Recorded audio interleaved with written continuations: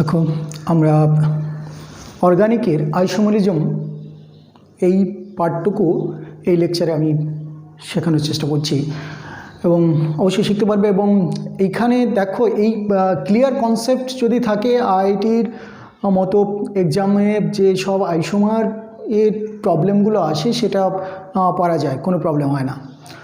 তো isomerism, first isomerism এই কথাটার মানেটা কি? Isomerism actually the compound have same formula but different structure or shape, okay, and physical and chemical property may be different. So the compound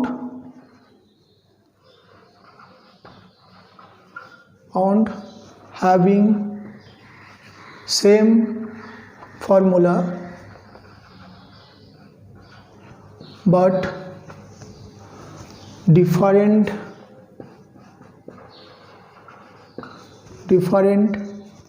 structure and different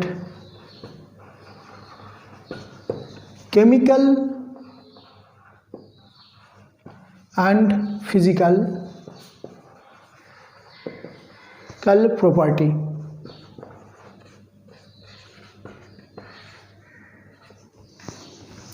ওকে, তো অর্থাৎ same formula থাকবে কিন্তু different কী থাকতে পারে, তাদের কেমিক্যাল, ফিজিক্যাল প্রপার্টি এবং structure same থাকবে। তাদেরকে আমরা বলছি অর্গানিক কম্পাউন্ডের আইসোমারিজম, অর্থাৎ কম্পাউন্ড আমরা অর্গানিক নিয়েছি। এই অর্গানিক আইসোমারিজমকে আমরা ফার্স্টে কয়েকটা ভাগে ভাগ করব। ফার্স্টে দুটো ভাগে ভাগ করব, অর্থাৎ আইসোমারকে আমি ফার্স্ট দুটো ভাগে ভাগ করছি। কি কি? একটার নাম হলো আমাদের স্ট্রাকচারাল আইসোমারিজম,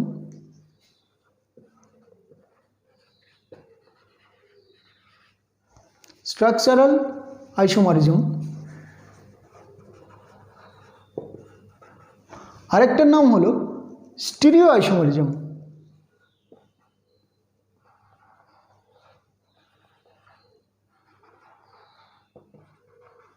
এই দুটো ভাগ। এই স্ট্রাকচারাল আইসোমারিজম স্ট্রাকচারাল আইসোমারিজমকে আমরা আরও কয়েকটা ভাগে ভাগ করি। এটাকে আমরা আরও কয়েকটা ভাগে ভাগ করে নিই। নাম্বার 1, এক নম্বরে হলো আমার একদম চেন আইসোমার, যেটাকে বলি চেন আইসোমার।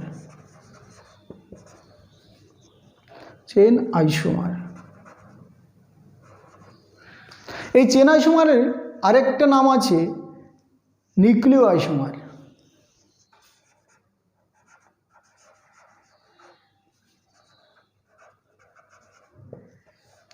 এই যে ডিফারেন্ট নামগুলো আমি যখন বলবো এইগুলো নোট করতে হবে, কারণ এই নামগুলো দিয়ে অনেক সময় আমাদের ঠকিয়ে দেয়। মানে আমাদের আইআইটিতে কোশ্চেন দিয়ে দিলেও ধরতে পারলো না, ও হোয়াট ওয়াজ দ্যাট,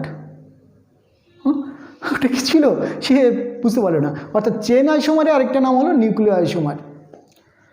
তারপরে সেকেন্ড যে আইসোমারটা পজিশনাল আইসোমার।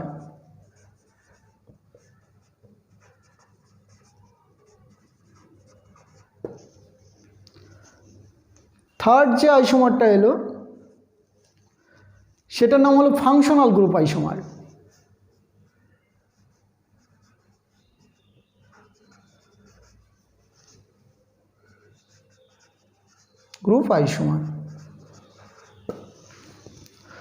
ফোর্থ সেটাকে আমরা বলছি মেটামার বা মেটামারিজম।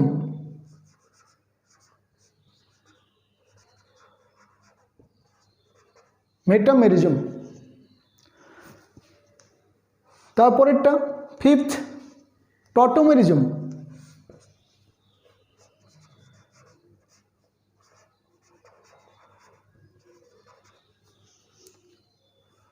অ্যান্ড তারপরেরটা রিং আইসোমারিজম। Ring isomerism. অর্থাৎ স্ট্রাকচার আমরা ডিফারেন্ট স্ট্রাকচারে আমরা দেখতে পাবো, কখনো চেন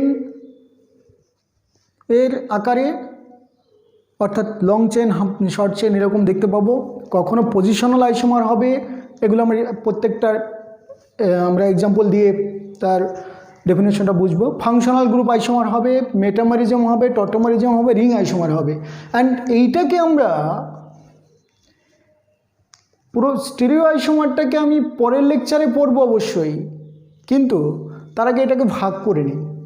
এটাকে আমরা অন্তত 3টে ভাগে ভাগ করতে পারি। ফার্স্টটা হলো কনফরমেশনাল আইসোমার,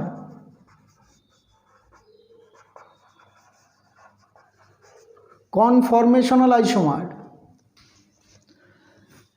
সেকেন্ড যেটা জিওমেট্রিক্যাল,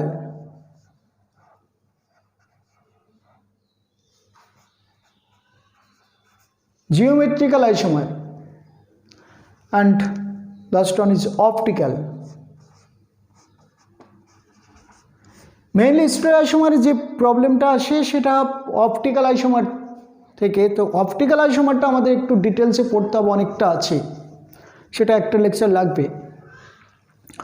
তো তার আগে আমি এবারে এই যে আইসোমারগুলো, এবারে এইগুলো কাদের কাদেরকে আমরা বলবো, মানে কাকে আমি চেন আইসোমার বলবো, কাকে পজিশনাল আইসোমার বলবো, এগুলো নিয়ে একটু আলোচনা করে নিই।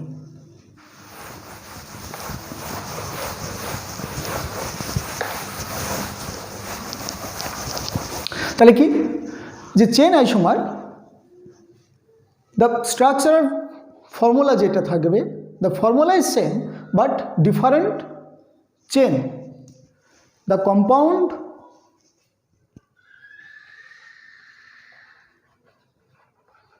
compound having same formula but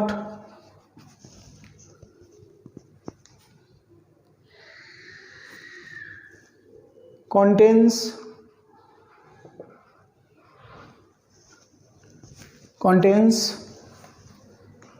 different chain।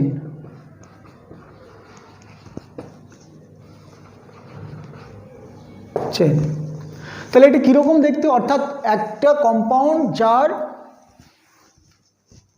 Formula same থাকবে কিন্তু ডিফারেন্ট চেন হতে পারে। Let us consider CH3 CH2 CH2 CH2 CH3, এই যে একটা লং চেন 1 2 3 4 5, এটাকে আমরা যদি এইভাবে ড্র করতে পারি, CH3 CH, এইখানে আমি CH3 একটা ঝুলিয়ে দিলাম, ব্রাঞ্চ চেন, এটাকে বলছি ব্রাঞ্চ চেন। তাহলে এটাকে বলছি আমরা CH2 CH3, অর্থাৎ এই CH3টা এইখানে এই কার্বনের সঙ্গে আমি জুড়ে দিলাম, এখানকার একটা হাইড্রোজেন এইটার সঙ্গে জুড়ে দিলাম, তাহলে সেম হয়ে গেল। অর্থাৎ মলিকুলার ফর্মুলাটা same, molecular weight same, but স্ট্রাকচারটা কীরকম হলো, আমাদের চেনটা এটা লং চেন ছিল, অর্থাৎ এটা এরকম ছিল 1 2 3 4 5, এখানে 3টে 1 2 3 1 2 1 2 1 2 1 2 3, hydrogen hydrogen hydrogen hydrogen hydrogen hydrogen hydrogen hydrogen hydrogen hydrogen hydrogen hydrogen. এইটা কীরকম হলো, এটা দেখতে আমাদের কীরকম হলো, কার্বন কার্বন কার্বন কার্বন, এইখানে একটা কার্বন আমি ছেড়ে দিলাম, এদের মধ্যে বন্ড আছে, এখানে একটা hydrogen hydrogen hydrogen hydrogen hydrogen hydrogen hydrogen hydrogen hydrogen hydrogen hydrogen hydrogen. সবসময় কার্বনের 4টে হাত, এটা মাথায় রাখলে আমাদের অর্গানিক কম্পাউন্ড লিখতে কোনো প্রবলেম হয় না যদিও। তো যাও, এটা একটা আমরা কি দেখতে পেলাম, লং চেন শর্ট চেন। এটাকে আরও শর্ট করা যায়, যেতেই পারে 1 2 3, এইদিকে একটা কার্বন, এইদিকে একটা কার্বন, এই দেখো 5টা কার্বন দিয়ে দিলাম, আগে CH3 CH3 H3 হয়ে গেল। অর্থাৎ এটার নাম নর্মালি আমরা কি বলি, পেন্টেন এটা 2 মিথাইল বিউটেন, এটা 2 ডাইমিথাইল প্রোপেন, তিনটে আছে, অর্থাৎ আইসোমার তৈরি হলো। তো এটা গেল আমাদের চেন আইসোমার। এবার চেন আইসোমারের পরে আমরা বলেছি পজিশনাল আইসোমার। তো let us consider a compound that means CH3 CH2 CH, এইখানে ধরলাম আমি একটা OH আছে, এইখানে CH2 CH3 আছে। তাহলে এই যে OH অর্থাৎ হাইড্রক্সিল গ্রুপ, এই যে এই গ্রুপটার পজিশন 1 2 3 4 5, তাহলে এই গ্রুপটার পজিশন কত? 3 পজিশন। তাহলে এটাকে যদি আমি CH2 CH3 C এই দিকে OH-টাকে দিয়ে দেই, হ্যাঁ, এখানে হাইড্রোজেন, এখানে CH2 CH2 CH3, অর্থাৎ 1 2 3 4 5, কার্বন সংখ্যা সেম থাকলো, কিন্তু আমাদের OH এর অর্থাৎ হাইড্রক্সিল গ্রুপের পজিশনটা জাস্ট 3 থেকে 2-তে কনভার্ট করলাম, তাতে কোনো প্রবলেম নেই। মলিকুলার ফর্মুলা যেটা থাকবে, মলিকুলার ফর্মুলা বা মলিকুলার ওয়েট এখানে সব সেম থাকবে, কিন্তু তার পজিশনটা চেঞ্জ হয়ে গেছে। এখানে 3, দেখো এটা কি ছিল, 1 2 3 4 5, 5টা কার্বন, হ্যাঁ, তাহলে 5টা কার্বনের 3rd পজিশনে OH ছিল, অর্থাৎ এটা একটা পেন্টানল, 3 পেন্টানল, কিন্তু এটা হলো 2 পেন্টানল। তো এই গেল আমাদের পজিশনাল আইসোমার, অর্থাৎ the compound contains a functional group, এটা একটা functional group, OH is a functional group. The change of the position of the functional group in the chain is known as functional group isomer, positional isomer. তো এইটাকে আমরা এবার দেখো, এই positional isomer থেকে এবার যদি আমরা ফাংশনাল গ্রুপ আইসোমার যাই, ফাংশনাল গ্রুপ আইসোমার কীরকম? If the formula is same, again the formula is same, but it contains different functional group. If the formula is same, that's when you can consider CH3 CH2 OH. This is a alcohol. What is this? This is a alcohol. তো এই অ্যালকোহলটাকে যদি আমরা OH আছে বলে alcohol, তাহলে এইটাকে যদি আমরা CH3O CH3 এই ফর্মে লিখে দেই, তাহলে এই অক্সিজেনের 2 দিকে যদি কার্বন থাকে তাহলে কি হয়? তাহলে সেটা ইথার হয়, ইথার। আর এটা কি ছিল? CH3 CH2 OH, অর্থাৎ কার্বনের সঙ্গে যখন OH আছে তখন এটা কি হলো? অ্যালকোহল। তাহলে এখানেও 2টো কার্বন, এখানেও 2টো কার্বন, এখানে একটা অক্সিজেন, এখানে একটা অক্সিজেন, এখানে 6টা হাইড্রোজেন, এখানে 6টা hydrogen, molecular weight same. Condensed ফর্মুলায় যখন লিখব C2 H6O, এটাও আর এটাও একইভাবে লিখব কনডেন্স ফর্মে। তাহলে প্রবলেম কোথায়? প্রবলেম হলো এইটার ফাংশন হয়ে গেছে ইথার, এটার ফাংশন হয়ে গেছে অ্যালকোহল।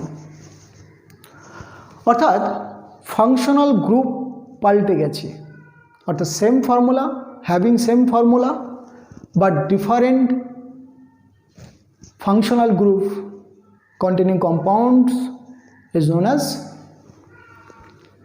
functional group isomer. এই যে ফাংশনাল গ্রুপ আইসোমার, এই ফাংশনাল গ্রুপ আইসোমার আরও অনেকগুলো এক্সাম্পল এখানে তোমাকে দেখতে হবে, যে এইগুলোর আবার আমরা ফাংশনাল গ্রুপের ভাগ করতে পারি। যেমন কি অ্যালকাইন অ্যালকিন, অর্থাৎ অ্যালকাইন অ্যালকিনের মধ্যে যে ফাংশনাল গ্রুপ,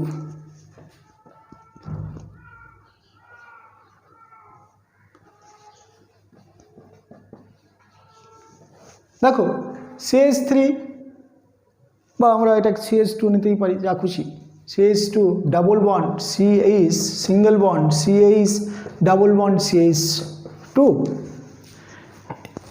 এই কম্পাউন্ডটা যদি আমরা এইরকম লিখি CH3 CH2 C triple bond CH, কটা কার্বন? 4টে, C4, কটা হাইড্রোজেন? 2 3 4 5 6, এখানেও তাই 1 3 6। অর্থাৎ ফর্মুলাটা সেম, এই দুটো কম্পাউন্ডের ফর্মুলা এটা লিখব, কিন্তু তাদের মধ্যে কি আছে যে ফাংশনাল গ্রুপ, একটা হলো অ্যালকিন ইন, একটা হলো অ্যালকাইন। অর্থাৎ অ্যালকাইন অ্যালকিনের মধ্যে এরাও একটা ফাংশনাল গ্রুপ আইসোমার হতেই পারে। ওকে, তারপরে কি, যদি আমরা দেখি নাইট্রো, নাইট্রো গ্রুপ, অর্থাৎ নাইট্রো গ্রুপের যদি আমরা এইরকম দেখি একটা জিনিস যে RNO2, এটা যদি এরকম দেখি, এটাকে আমরা এইভাবে লিখতে পারি RONO।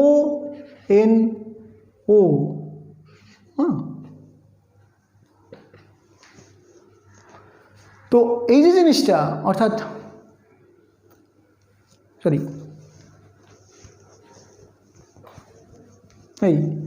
এখানে অর্থাৎ RN, এখানে ডাবল বন্ড, এখানে O মাইনাস, এখানে প্লাস, মাইনাস, এখানে কি এইভাবে লিখতে পারি, এখানে লোন পেয়ার আছে। নাইট্রোজেন 3টে হাত, নাইট্রোজেনে এইখানে আমরা যেটা দেখতে পাচ্ছি, 2টো অক্সিজেন যখন যুক্ত আছে এইভাবে থাকতে পারি, প্রবলেম নেই। তাহলে এই যে এইটা হলো নাইট্রো গ্রুপ, আর এটা ও নাইট্রো, এটা এন নাইট্রো, অর্থাৎ এন নাইট্রো, আর এটা ও নাইট্রো, এভাবে আমরা নামটা বলে ডাকবো। তাহলে এরাও কি, এরাও আইসোমার, অর্থাৎ ফাংশনটা পাল্টে গেছে। ও নাইট্রো অ্যান্ড এন নাইট্রো, এই দুটোর কিন্তু আলাদা ফাংশন, সেম নয়। দেন কি এক্সাম্পল হতে পারে?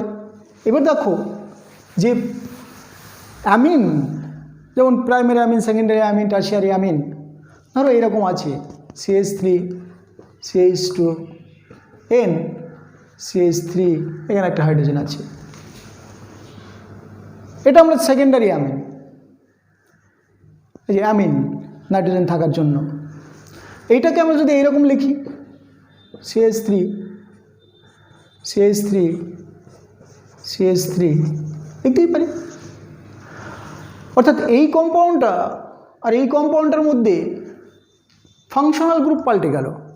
অর্থাৎ একটা হলো সেকেন্ডারি অ্যামিন, একটা টারশিয়ারি অ্যামিন, বা 2 ডিগ্রি অ্যামিন, 3 ডিগ্রি অ্যামিন, অর্থাৎ অ্যামিনের ফাংশনাল গ্রুপটা পাল্টে গেল। ওকে, এক্সাম্পলগুলো, এই এক্সাম্পলগুলো ইম্পর্টেন্ট, কারণ এই এক্সাম্পলগুলো যদি দিয়ে দেয় অনেক সময় আমরা মনে রাখতে পারি, হ্যাঁ ফাংশনাল গ্রুপ আইসোমার, একটা চেনের মধ্যে জাস্ট ফাংশন গ্রুপটাকে এদিক ওদিক করে দিলাম, কিন্তু এই ধরনের প্রবলেমগুলো কিন্তু আমাদের আইআইটি বেস অর্থাৎ জয়েন্ট এন্ট্রান্সের জন্য ইম্পর্টেন্ট। আবার এরকম হতে পারে cyanide, isocyanide, they are also functional group isomer, আর CN, এটাকে আমরা RNC, অর্থাৎ এভাবে লিখতে পারি। অর্থাৎ একটা সায়ানাইড আর একটা isocyanide, they are also functional group isomer.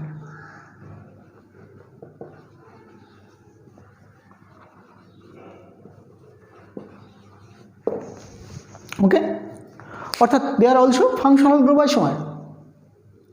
আবার এরকমও তো হতে পারে যে আমাদের aromatic, non aromatic, aromatic part, non aromatic part, এগুলো দিয়েও আমাদের ফাংশনাল গ্রুপ আইসোমার হতে পারে। বেনজাইল অ্যালকোহল, ধরো CH2OH, this is the benzyl alcohol. এই অ্যালকোহলটা কিন্তু আমাদের অ্যালিফ্যাটিক অ্যালকোহল, কিন্তু এটা থেকে আমরা যখন একটা ফেনলিক OH দেখতে পাবো, এটা কি হলো? একটা ফেনল, এইখান থেকে এই যে CH2 এইখান থেকে একটা হাইড্রোজেন ধরে সরালাম, তাহলে সেই হাইড্রোজেনটাকে এখানে CH2 এর থেকে CH3 লিখে দিলাম। তো এরকম আরও লিখতেই পারি।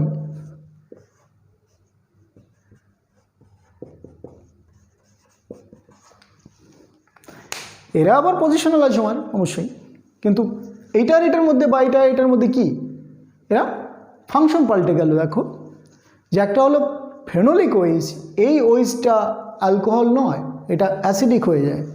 ফেনোলিক ওয়েজটা হলে অ্যালকোহলিক অ্যাসিডিক। আর এই কারণে ফেনলকে তো তোমরা জানো যে এটাকে বলা হয় carbolic acid. Phenol is known as carbolic acid. এই গেল। তাহলে এই যে আমরা ফাংশনাল গ্রুপ আইসোমার এতগুলো পেলাম, এর পরের পয়েন্টটা ছিল মেটামরিজম। তো মেটামরিজম, the compound having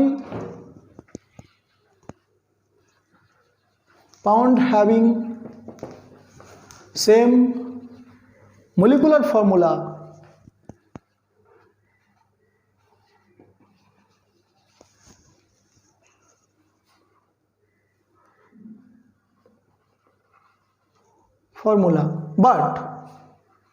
but different number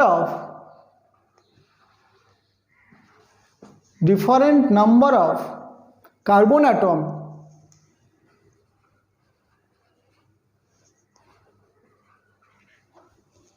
atoms or different alkyl group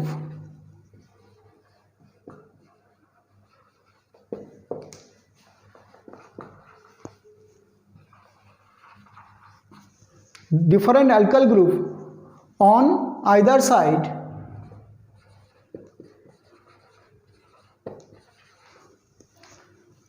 of the functional group কোথায় of the functional group।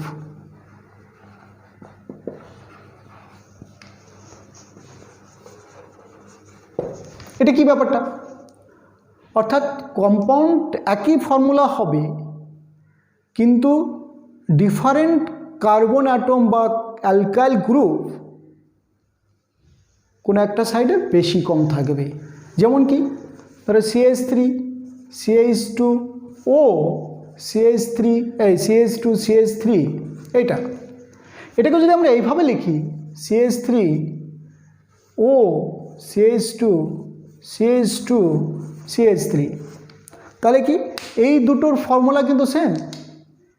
অর্থাৎ আমরা লিখতেই পারি C4, এই দুটোকে আমরা একসঙ্গে লিখতে পারি C4 H কত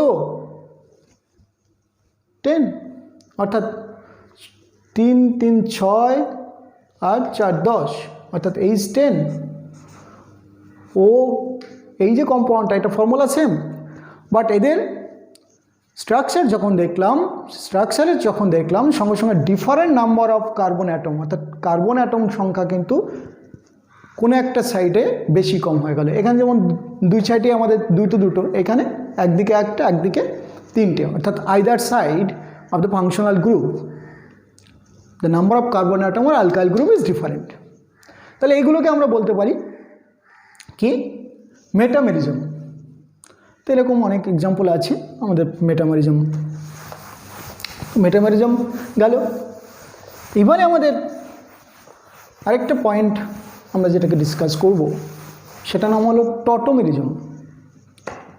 অর্থাৎ মেটামেরিজমের যে ব্যাপারটা, এটা অতটা মানে ইম্পর্টেন্ট অবশ্যই, কিন্তু এক্সাম্পলটা একই রকম। টটোমেরিজম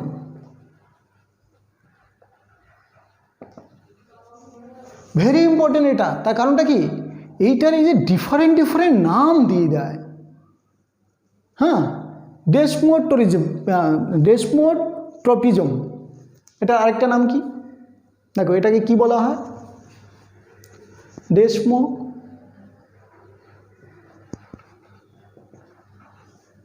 এটা একটা নাম। অ্যালিটোট্রপিজম,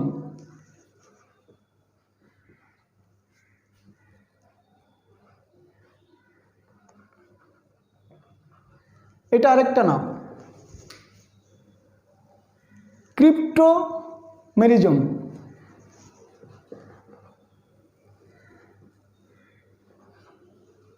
RIP, ক্রিপ্টোমেরিজম।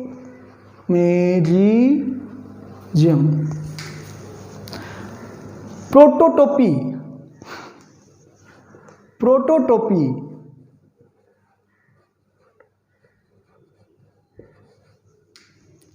আরেকটা নাম আছে ডাইনামিক আইসোমেরিজম। এটা ডাইনামিক, একদম মানে এদিক ওদিক করছে।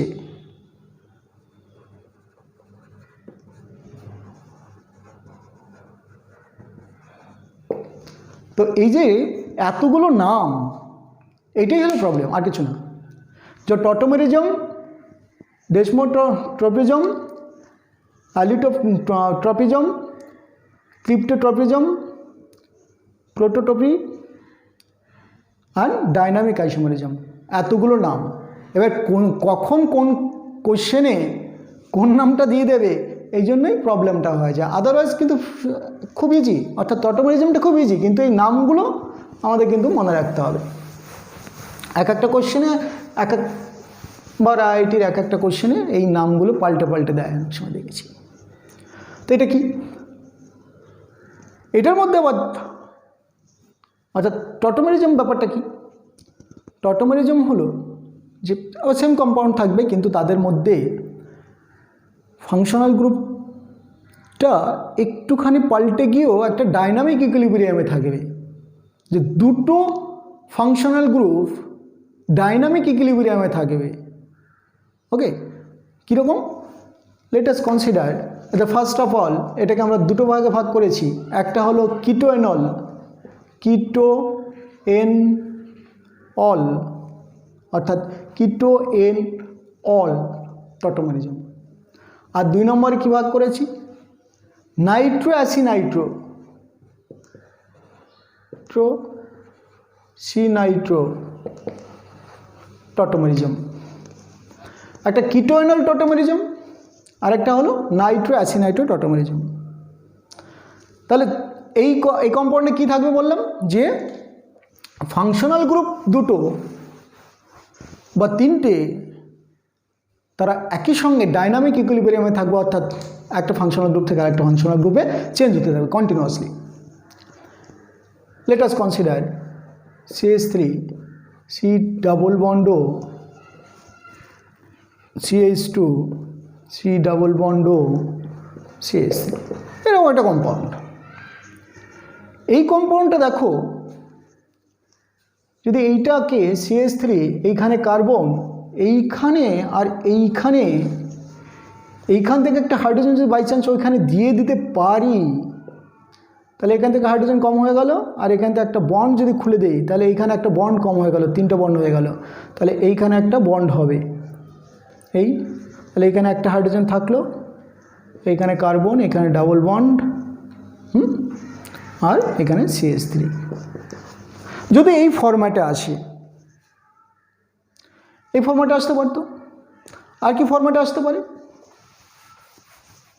এরকমও হতে পারতো যে এইখানে দুটো হাইড্রোজেন থাকলো, একটা হাইড্রোজেন ওখানে চলে গেল, তাহলে ডাবল বন্ড হলো, তাহলে এইখানে O, এইখানে H, এইখানে CH2, এইখানে C ডাবল বন্ড O, এখানে CH3।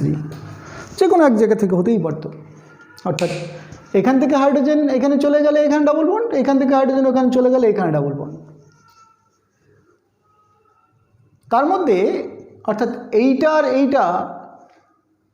এইটা সেইভাবে তৈরি হয় না, পার্সেন্টেজ খুব কম। কিন্তু এইটা আর এই যে ইকুইলিব্রিয়ামটা, এটা কিন্তু খুব ভালো।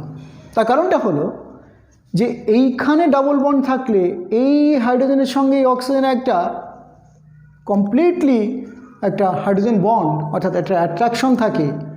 যদি বাই চান্স এই বন্ডটা এখানে চলে আসে, তাহলে এই বন্ডটা এখানে যাবে, তখন এই বন্ডটা আবার এখানে যাবে। অর্থাৎ একটা রেজোনেন্স স্টেবিলাইজড, অর্থাৎ একটা মনে হচ্ছে একটা বেঞ্জিন রিংয়ের মতো। অর্থাৎ সুন্দর করে কি হতে পারে, এই বন্ডটা এখানে চলে গেল, সঙ্গে সঙ্গে এই বন্ডটা এখানে চলে গেল, এই বন্ডটা এখানে চলে গেল, আবার এখানকার বন্ডটা এখানে চলে গেল, তখন এখানকার বন্ডটা এখানে চলে এসছে, আবার এখানকার বন্ডটা এখানে চলে গেছে। তো এইভাবে ওরা কি করতে পারে, রেজোনেন্স স্টেবিলাইজড হতে পারে। সেই কারণে এইটার এই যে কিটো ফর্ম আর এটার অল, দেখো এটা অ্যালকোহল না, ওইস হয়ে গেছে, এটা কিটো ছিল, এটা এখানে অ্যালকোহল হয়ে গেছে, আর এটা এন, এন মানে ডাবল বন্ড, অ্যালকিন, এই যে অর্থাৎ এটা কিটো ছিল, এটা এন আর এটা অল। এই কারণে একসঙ্গে আমরা কম্পাউন্ডগুলোকে, ডাইনামিক ইকুইলিব্রিয়ামটাকে একসঙ্গে কি বলছি, কিটো এন অল, অর্থাৎ এটা এন, এটা অল, আর এটা কিটো। তাহলে কিটো এন অল একসঙ্গে আমরা ডাইনামিক্সে বলছি কিটো এনল টটোমারিজম। অ্যান্ড যখনই তোমরা দেখতে পাবে যে এই ধরনের ফরম্যাট আসবে, অর্থাৎ যদি তাদের মধ্যে একটা রেজোনেন্স স্টেবিলাইজ হতে পারে, ওরা ওই ফর্মটাই ফর্ম করবে, এটা নয়। তো এরকম অনেক এক্সাম্পল আমরা দেখতে পাই আমাদের কেমিস্ট্রিতে। ধরো এইরকম হতেই পারে, ডাবল বন্ডও, এইখানে একটা ডাবল বন্ড, আর এই কম্পাউন্ডটা।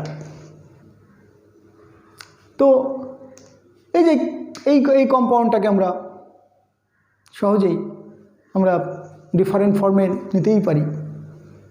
যে কীরকম, যে যদি পাশে একটা ডাবল বন্ড তৈরি হয়, তো কিটো এনল সহজেই আমরা দেখতে পারি। এটা এই যে এই ধরনের, সরি, এইখানে আমরা এই নিতে পারি, অথবা তোমার এই দিক থেকে আরেকটা কি হতে পারে, এখানে ডাবল বন্ড, এখানে ওইচ, এরকম হতেই পারে। এই ডাবল সিঙ্গেল বন্ড এইচ, তাহলে যে কার্বনের সঙ্গে যে আছে তার সঙ্গে এটা হলো। আবার এটাকে আমরা শুধু এরকম লিখতে পারি,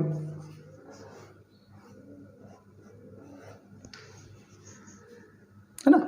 অর্থাৎ এইখানকার যে হাইড্রোজেনটা আছে, সেই হাইড্রোজেনটা যদি এইখানে চলে যায়, তাহলে একটা হাইড্রোজেন কমে গেল, চলে গেল। অর্থাৎ এদের মধ্যে আমরা কিটো এনল টটোমারিজম সহজেই দেখতে পাই।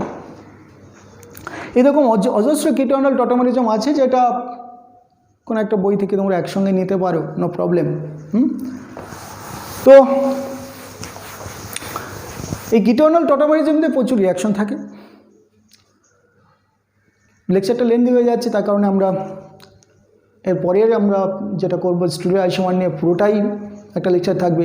তার আগে আরেকটা বলছি, নাইট্রো অ্যাসিনাইট্রো যে টটোমারিজম, অর্থাৎ নাইট্রো গ্রুপ থাকবে সেখানে অবশ্যই। তাহলে নাইট্রো অ্যাসিনাইট্রো,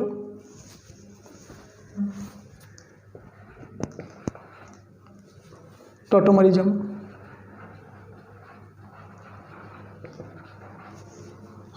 এটা কি, ধরো একটা আর, ধরো CH2, এখানে এইখানে এসে সঙ্গে সঙ্গে একটা নাইট্রো গ্রুপ আমি নিয়ে নিলাম ধরো।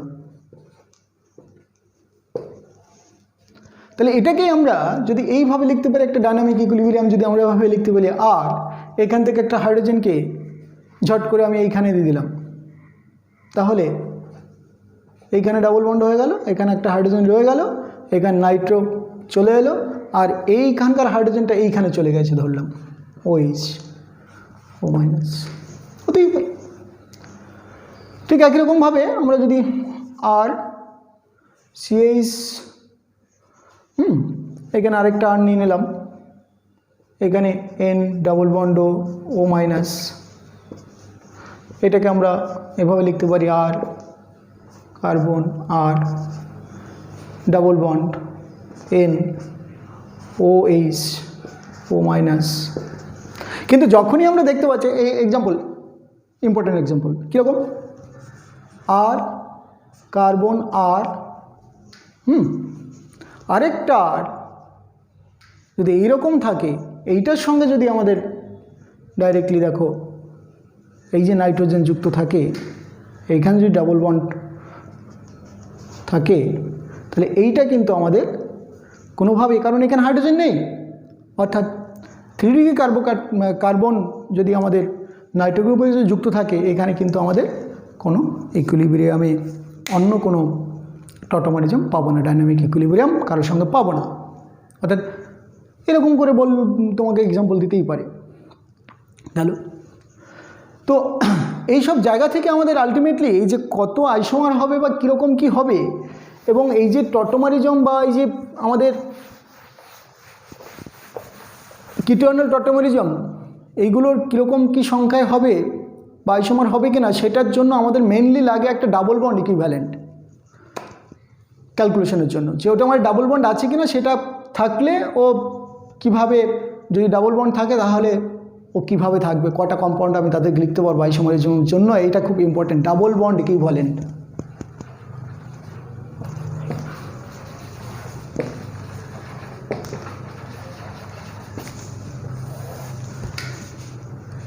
এইটার কিছুই না, জাস্ট একটা ফর্মুলা আমাদের ইউজ করতে হয়। ধরো যে কোনো একটা কম্পাউন্ড C4H4 ধরলাম বা 6 ধরলাম, C4H6 ধরলাম। তাহলে এই যে এই কম্পাউন্ডটা আমি কীভাবে লিখবো, এটা তো কনডেন্স ফর্মে আছে, এর কটা আইসোমার হবে আমি জানি না।